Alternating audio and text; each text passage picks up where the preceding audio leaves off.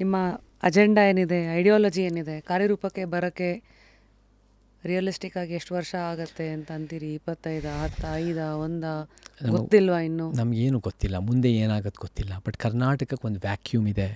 ಕರ್ನಾಟಕದಲ್ಲಿ ನಮ್ಮ ವಿಚಾರಗಳು ರೀಚ್ ಆಗ್ತಾ ಇದೆ.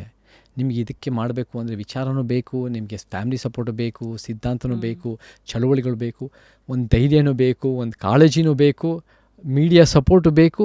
But at the end of the day ನಿಮಗೆ ವೋಟ್ಸು ಬೇಕು. ಬಟ್ ನಾವು ವೋಟ್ಸನ್ನು ಎಲ್ಲೋ ಒಂದು ರೀತಿಯಲ್ಲಿ ಅದನ್ನು ಜನರ ಕಿವಿಗೆ ಇಂಪು ಅಂತ ಹೇಳೋದಲ್ಲ, ನಮಗೆ ಸಮಾಜಕ್ಕೇನು ಉತ್ತಮ ಅನ್ನೋದು ನಾವು ತರಬೇಕು.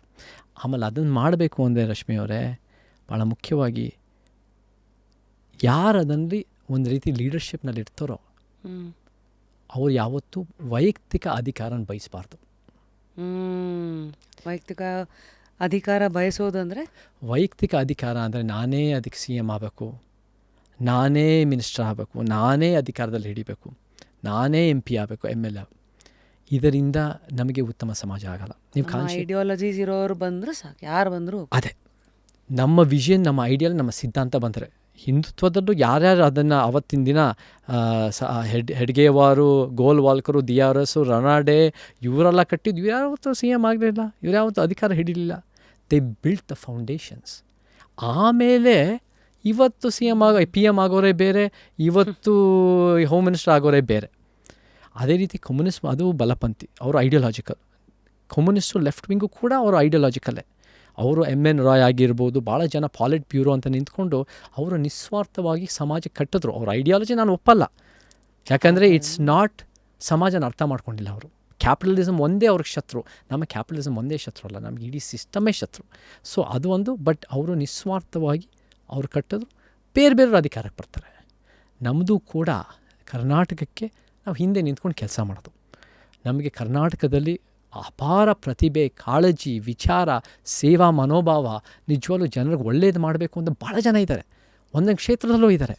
ನೀವು ಯಾವುದೇ ಜಾತಿ ಆಗಿರಿ, ಯಾವುದೇ ಧರ್ಮ ಆಗಿರಿ, ಯಾವುದೇ ಲಿಂಗ ಆಗಿರಿ, ಯಾವುದೇ ಮಾತೃಭಾಷೆ ಆಗಿರಿ, ನೀವು ನಮ್ಮ ಸಮಾಜನ ಒಪ್ಪಿ ನೀವು ಒಂದು ನಿಸ್ವಾರ್ಥವಾಗಿ ಕೆಲಸ ಮಾಡ್ತೀರಾ ಅಂದರೆ, ನೀವು ಅದೇ ಕ್ಷೇತ್ರದಲ್ಲಿ ನಿಂತ್ಕೊಂಡು ನೀವು ಇವತ್ತೆಲ್ಲ ನಾಳೆ ಒಂದು MLA ಆಗ್ಬೋದು, ಒಂದು ಜಿಲ್ಲಾ ಪಂಚಾಯತ್ ಆಗ್ಬೋದು, ಒಂದು CM ಆಗ್ಬೋದು.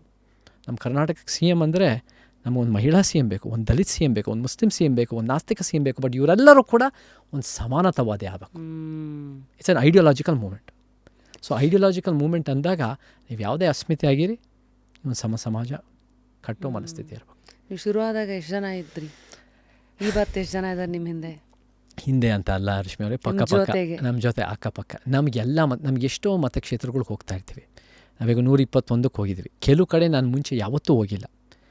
ಅಲ್ಲಿ ಹೋದಾಗ ನಮಗೆ ಭಾಳ ದೊಡ್ಡ ಪ್ರಮಾಣದಲ್ಲಿ ಜನ ಕಾಯ್ತಾ ಇರ್ತಾರೆ, ಜನ ನಿಂತಿರ್ತಾರೆ, ಜನ ಕೇಳಿಸ್ಕೊಳ್ತಾ ಇರ್ತಾರೆ.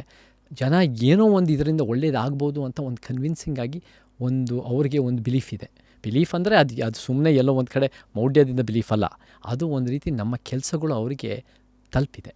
ಸೊ ಅದನ್ನು ನಾವು ಆಮೇಲೆ ಒಂದು ಹೇಳ್ತೀನಿ ರಶ್ಮಿ, ಯಾವತ್ತಾದರೂ ಬದಲಾವಣೆ ಪರಿವರ್ತನೆ ಆಗಿದೆ ಅಂದರೆ ಲಕ್ಷಾಂತರ ಕೋಟ್ಯಾಂತರ ಜನ ರಸ್ತೆಗಿಳಿದಲ್ಲ, ಬೆರಳಿಕೆಯಷ್ಟು ಜನ ನಿಂತು ಗಟ್ಟಿಯಾಗಿ ಕೆಲಸ ಮಾಡಿ ರೀಚ್ ಮಾಡಿರೋದು.